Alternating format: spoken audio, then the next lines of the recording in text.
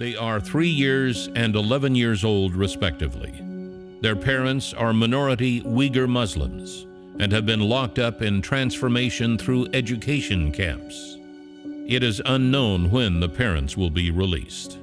As more than 1 million Uyghurs are locked up in Xinjiang's transformation through education camps, more and more children are losing parental care.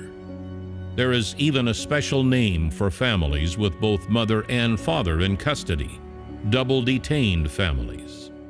And now, the Uyghur children from double detained families have been placed under concentrated supervision by the Chinese regime. They undergo full-time supervision and receive their education in Chinese only.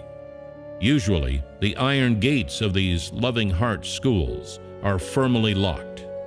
The walls are barbed with wire, and access is strictly controlled. There is little chance for these children to go outside. The children only get to see their parents once a month during a monthly video call. According to a teacher, the children always cry after talking with their parents on video. Loving Heart is a euphemistic name given to outsiders by the Chinese authorities to conceal the nature of the facilities. Such names are common in Xinjiang. In August of 2018, our reporter secretly visited a shelter house located in the Newtown area of Kapkal County in Ili Kazakh Autonomous Prefecture and obtained valuable internal information. This shelter house began operations in August 2018. Unlike ordinary schools, when entering this facility, visitors must register their ID information in a special security room, and personal belongings must pass through a security check. Heavily guarded lookout posts, barbed wire on the walls, densely placed surveillance cameras, helmets, and other riot control gear in the first room inside the dormitory building. A map of China is hung in the dorm, and the walls are covered with propaganda slogans such as "I'm Chinese, I love my country," and "Always follow the Communist Party." The government even allocates military instructors to provide military training to these young children. Although there is a full range of facilities in the shelter house, this does not seem to make up for the children's pain of losing their parents. Instead, this experience will undoubtedly be traumatic and impose a lifetime of consequences on them. According to a teacher at the shelter house, as soon as evening comes, the children cry about wanting to go home to see their mom and dad. This is quite a headache for the teachers who have been involuntarily deployed by the government. Emotional distress is not an isolated phenomenon. A teacher who previously worked at a welfare home, which is similar in nature to a shelter house in Bola City, told the reporter that more than 200 Uyghur children who were housed at that facility had very unstable moods.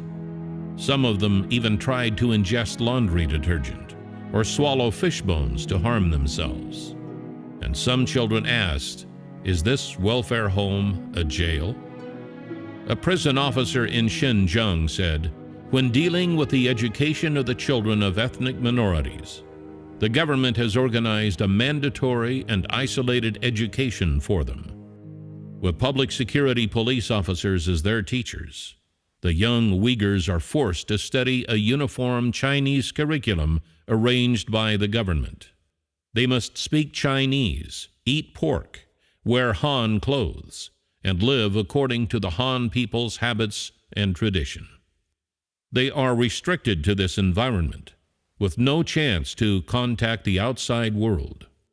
Indoctrinated with such a heavy-handed and forced education, these children of ethnic minorities become unconsciously obedient to the Chinese Communist Party government."